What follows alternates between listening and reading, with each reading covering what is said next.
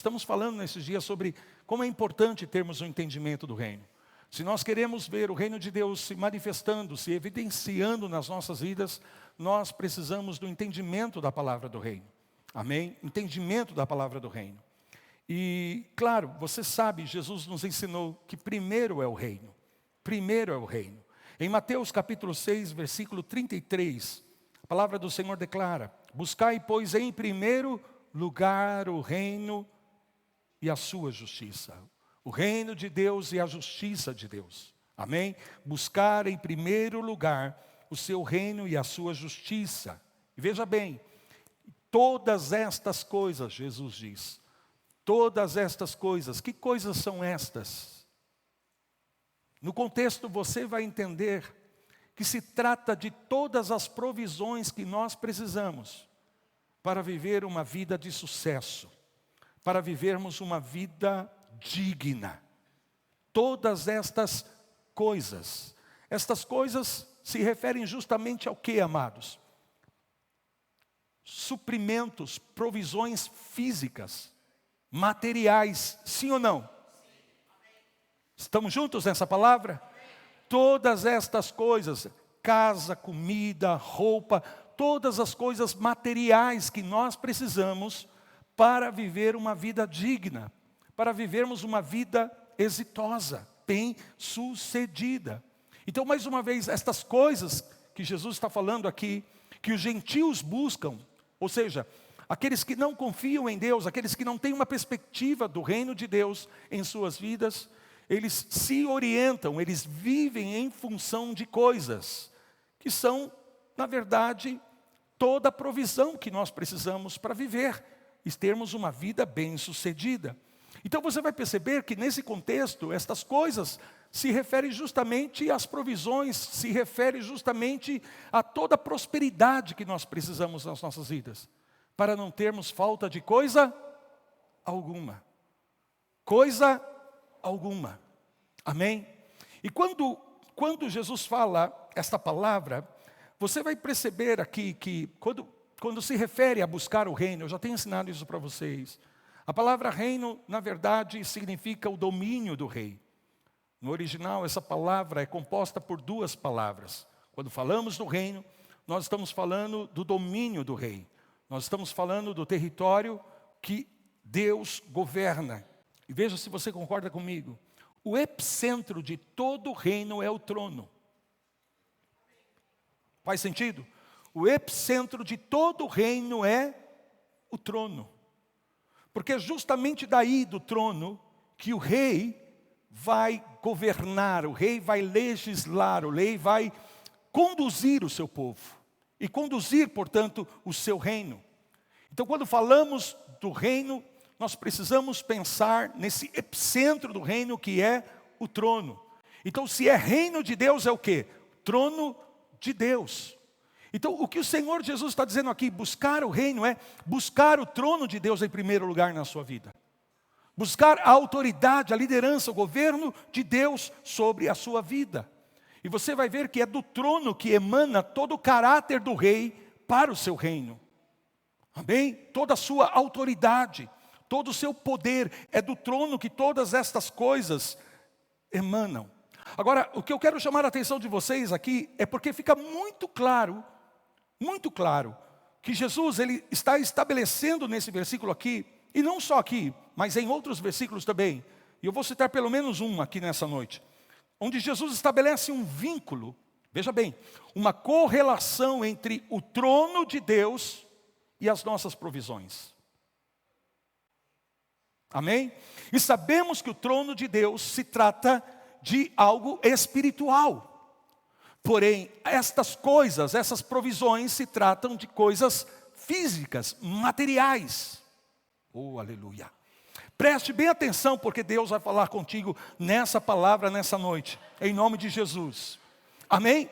Então o que Jesus está dizendo é que do trono de Deus, do reino de Deus, emana todas as provisões físicas, materiais que nós precisamos. Desse trono de caráter espiritual é que flui, aleluia, todas as necessidades, todas as provisões para as nossas necessidades físicas, materiais. materiais. Então, mais uma vez, uma relação entre o trono de Deus e as provisões físicas, materiais que nós precisamos. Mais uma vez, o trono de Deus é fundamentalmente espiritual, mas essas provisões, elas são o quê?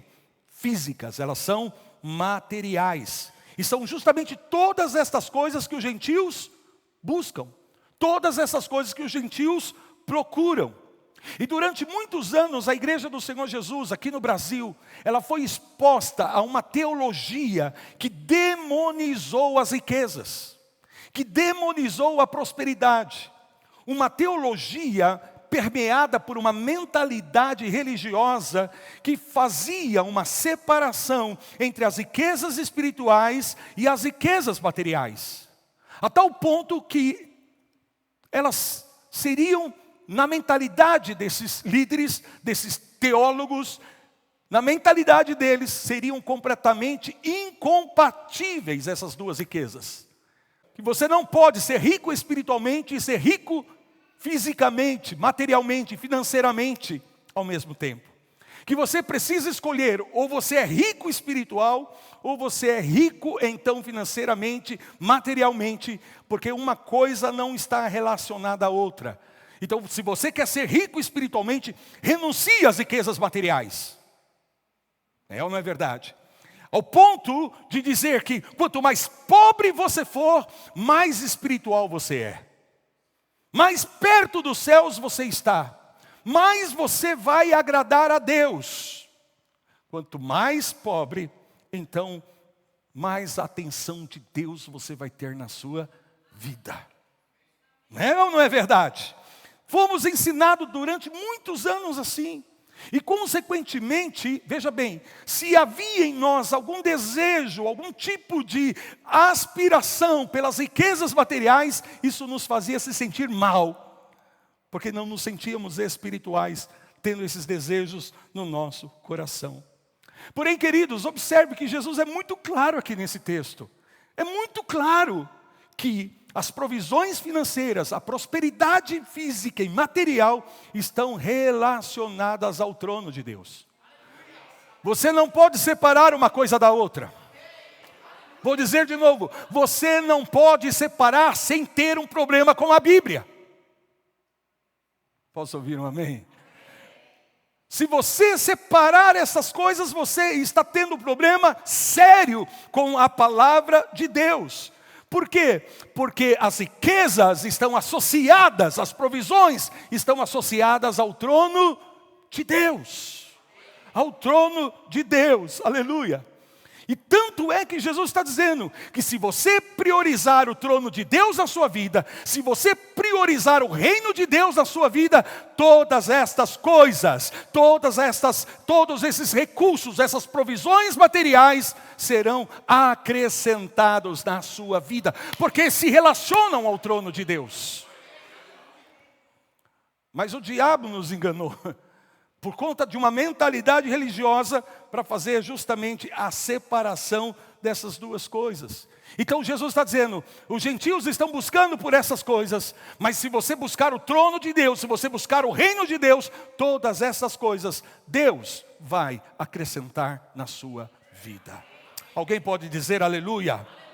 Em Mateus capítulo 10, versículo 29 e 30, Jesus diz, em verdade, veja bem, ele está dizendo, em verdade vos digo, que ninguém há que tendo deixado casa, irmãos, irmãs, mãe, ou pai, ou filhos, ou campos, por amor de mim e por amor do Evangelho, tudo bem, estamos renunciando coisas pelo Senhor, mas ali o versículo 30 ele continua dizendo, que não receba já no presente 100 vezes mais casas, irmãos, irmãs, mães, filhos e o quê?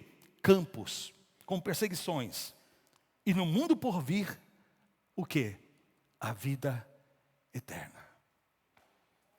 Você percebe?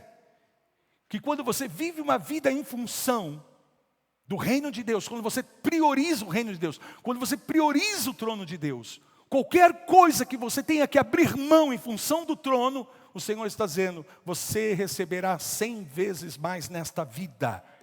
Nesta vida o que? Física. Não é a vida eterna. Porque no porvir, a vida eterna. Mas enquanto você estiver debaixo desse sol, o Senhor está dizendo 100 vezes mais. É Jesus que está falando isso. Então você vai perceber que mais uma vez, as provisões estão relacionadas, vinculadas ao trono de Deus. Ao reino de Deus. Oh, bendito seja o nome do Senhor. E negar essa relação é negar aquilo que Jesus está dizendo. A mensagem central do Evangelho, que é o reino de Deus. E tudo aquilo que o reino de Deus pode acrescentar nas nossas vidas. Deixa eu perguntar uma coisa para vocês. Quantos aqui já leram na Bíblia a história dos heróis da fé? Deixa eu te perguntar uma coisa. Qual desses personagens na Bíblia, homens e mulheres de fé, chamados por Deus, que passaram a vida lutando para suprir as suas necessidades físicas, lutando com questões de necessidades materiais, financeiras? Fala para mim qual um personagem da Bíblia que você vai encontrar que tinha dificuldades financeiras. Pode até no começo, por um período, ter algum tipo de dificuldade, mas sempre Deus acrescentava. Sempre Deus acrescentava. Abraão saiu da sua casa, da sua terra, da sua parentela, e a Bíblia diz que Deus o tornou riquíssimo e poderoso em toda a terra.